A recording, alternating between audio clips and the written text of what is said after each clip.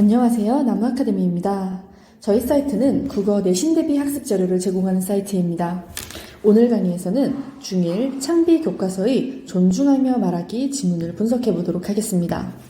전문적으로 글을 쓰는 사람이든 아니든 간에 시나 산문 등을 하나의 작품으로 탄생시키기까지는 참으로 남모르는 아픔과 인내, 아낌없는 정성과 노력이 요구된다. 나 역시 글을 쓸 때에는 마음에 드는 적절한 표현을 찾기 위해 수없이 종이를 버리며 잠을 설칠 때도 많고 옆 사람이 눈치를 챌 만큼 끙끙 몸살을 앓고는 한다. 글을 쓰기 위해 이렇게 힘든 과정을 거칠 때마다 나는 겉으로 드러나는 나의 언어 생활을 한 번씩 되돌아본다. 자, 여러분 지금 글 쓰는 과정의 힘듦을 얘기하고 있는데 그러면서 이 글쓰기가 성취라는 게 무엇이냐? 나의 언어 생활이래요. 자, 여러분 우리 단원명 뭐였는지 기억나시죠? 우리 단원명이 존중하며 말하기예요. 그러니까 이 언어 생활 어떻게 연결이 될지 좀 예상이 되시죠? 계속 읽어보겠습니다. 자, 말을 할 때에도 글을 쓸 때만큼 심사숙고하고 이것저것 미리 헤아려 분별 있는 말을 하려고 애쓴다면 성급하고 충동적인 말로 다른 이의 마음을 상하게 하는 일은 거의 없을 것이라는 생각이 든다.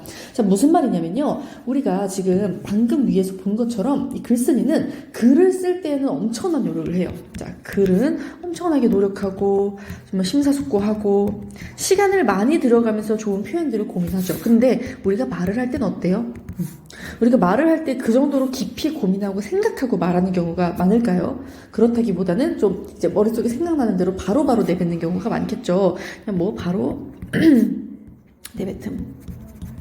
생각을 깊게 하지 않는다는 거죠. 자, 그래가지고 만약에 내가 글을 쓰는 것처럼 이렇게 노력하고 심사숙고해서 말한다면 상대방을 상처 주는 일이 별로 없을 텐데 라는 얘기를 지금 하고 있는 겁니다. 그래서 깊이 생각하지 않고 쉽게 뱉어버린 말들 때문에 빚어지는 오해와 불신이 우리 주변에는 얼마나 많은가. 그러니까 사람들이 이처럼 글을 쓸 때 이렇게 노력하고 심사숙고 하는 것만큼 말을 할 때 깊이 있게 생각하는 사람이 별로 없다라는 거예요.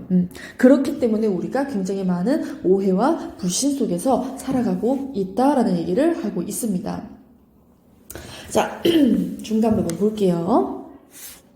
자, 누가 어쩌다가 예의 바르고 품위 있는 말씨를 쓰면 감탄할 만큼 요즘 우리의 언어 생활이 너무나 거칠고 삭막해졌다라고 이 글쓴이가 생각하는 요즘 언어 생활이 이런 느낌이다라고 말하고 있어요. 자, 글은 오래오래 종이에 남는 것이고 말은 그냥 사라지는 것으로 생각해버리기 쉽지만 그렇지 않다라는 거죠. 어떻다? 한마디의 말 또한 듣는 이의 마음속에 오랫동안 간직될 수 있는 것이라고 이제 생각을 한다는 거예요. 자, 그래서 우리가 흔히 글은 이렇게 종이에 남기잖아요. 그럼 오래오래 남아있기 때문에 이것은 정말 오래 유지되고 지속되는구나 라고 우리가 생각을 해요. 하지만 사람이 이제 이렇게 말을 한 거는 그 즉시 사라져버린단 말입니다. 그래서 우리는 말이라는 건 사라지는 거고 글이라는 건 남는 거다라고 생각하기 쉽지만 그게 아니라 이 말하는 것도 이것을 듣는 이의 마음속에는 계속해서 남는다는 거죠. 그래서 말도 지속성을 가지기 때문에 우리가 신중해야 한다라는 겁니다. 또한 이 글로 남기는 게 우리에게 작품으로 여겨지는 것처럼 말 역시 한 사람에서 입에서 나온 말 또한 그 사람의 인격을 드러내는 하나의 작품이라는 거죠. 자, 그래서 우리가 함부로 말해서는 안 된다라고 얘기하고 있고요. 그래서 우리는 매일 잠깐씩 일부러라도 틈을 내어 마음 깊은 곳으로 들어가 자신의 언어 생활을 점검해보고 늘 잘 준비된 말을 할 수 있도록 최선을 다해야 한다라는 것을 글쓴이가 강조하고 있습니다. 그래서 이렇게 꾸준히 장신을 성찰해 간다면 긍정적인 말을 더하게 될 것이고 좀 이렇게 자기와 남을 이롭게 하고 기쁘게 하는 좋은 말, 선한 말 이런 것만 우리가 할 시간도 부족한데 남을 비난하고 상관도 없는 일에 끼어서 흥분하거나 불평과 짜증과 푸념으로 시간을 보낸다면 그건 참 어리석은 일이다 라고 하고 있습니다. 그래서 말의 질을 높이는 것이 곧 삶의 질을 향기롭게 높이는 것이다 라고 이야기를 하고 있어요.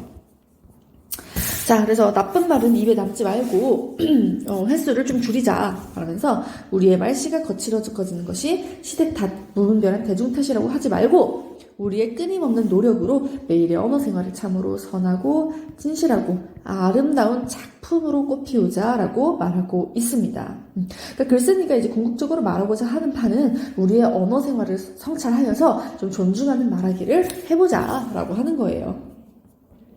자, 그러면 한번 이 내용들을 좀 보겠습니다. 자, 이제 언어폭력과 관련된 이 카드뉴스가 나오고 있습니다. 자, 카드뉴스라는 이 매체의 특징에 대해서 묻는 문제도 출제될 수 있거든요. 이미지화된 정보를 전달해 가독성을 높이는 그런 그거에 이제 한 장씩 넘겨보면서 좀 우리가 편하게 읽어볼 수가 있죠. 자, 별 생각 없이 던진 말이 상대방을 괴롭히는 언어폭력이 될 수 있다는 사실 아시나요? 자, 언어폭력이란 무엇이냐? 말로 상대방에게 상처를 주는 것이다. 자, 이건 어떤 영향을 미치느냐? 불안, 우울감, 화, 모욕감을 느끼게 한다. 즉, 자존감을 떨어뜨린다는 첫 번째 문제점 얘기했고요.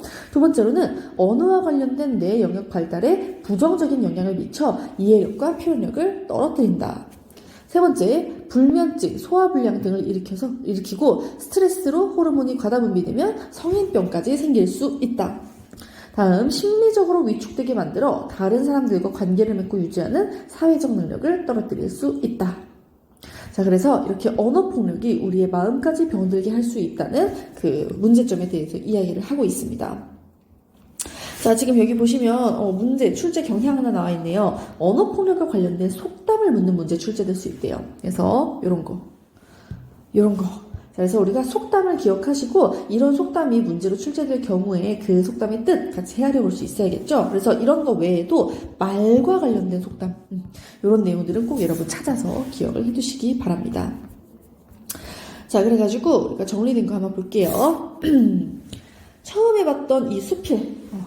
이제 주제는 자신의 언어 생활을 돌아보고 늘 잘 준비된 말을 할 수 있도록 최선을 다해야 한다라는 주제였고요. 그래서 끊임없는 노력으로 매일의 언어 생활을 선하고 진실하고 아름다운 작품으로 꽃피워야 한다라는 걸 이야기했습니다. 자, 그래서 보셨듯이 글과 말을 계속해서 비교를 하고 있어요. 그러니까 우리가 글은 신중하게 쓰는데 말은 그렇지 않다.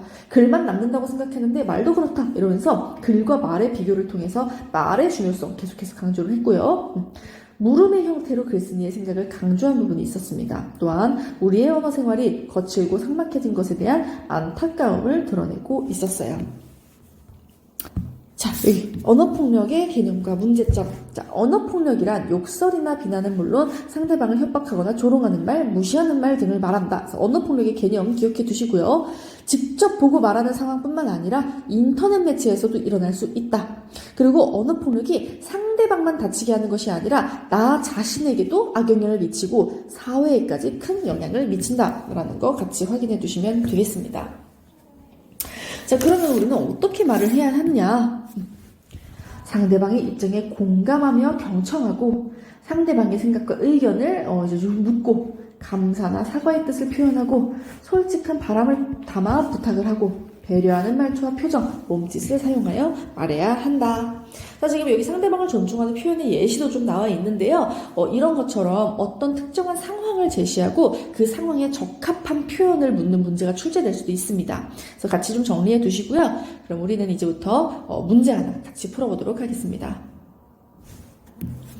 자, 그럼 3번 문제 한번 풀어볼까요? 이 3번 문제에서 말하는 이 내용은 우리 아까 봤던 그 수필 내용이에요.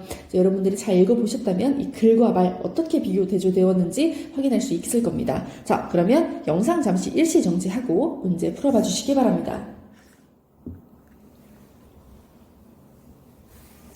네, 그러면 문제 한번 같이 풀어보도록 하겠습니다. 자, 글과 말 어떻게 남느냐 한번 볼게요. 자, 여러분 글 어디에 남는 거죠? 글은 종이에 남습니다. 종이 위에 적혀서 나와요. 자, 그런데 말이라는 거는 우리가 입 밖에 내뱉는 순간 사라진다고 생각했지만 그러지 않는다고 했어요. 어디에 남는다고 했죠?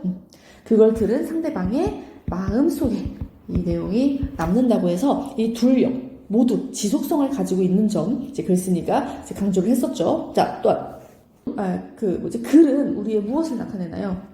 글쓴이의 개성을 표현합니다. 반면 말은 우리의 무엇을 나타낼까요?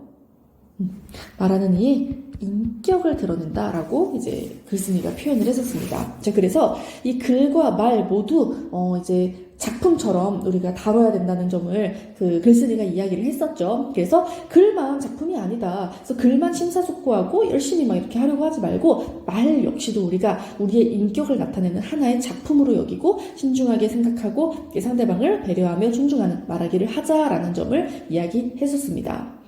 자, 이렇게 한번 문제 같이 풀어보았고요. 이것 외에도 더 많은 문제나 자세한 학습 자료는 저희 나무 아카데미 홈페이지에서 확인하실 수 있습니다. 감사합니다.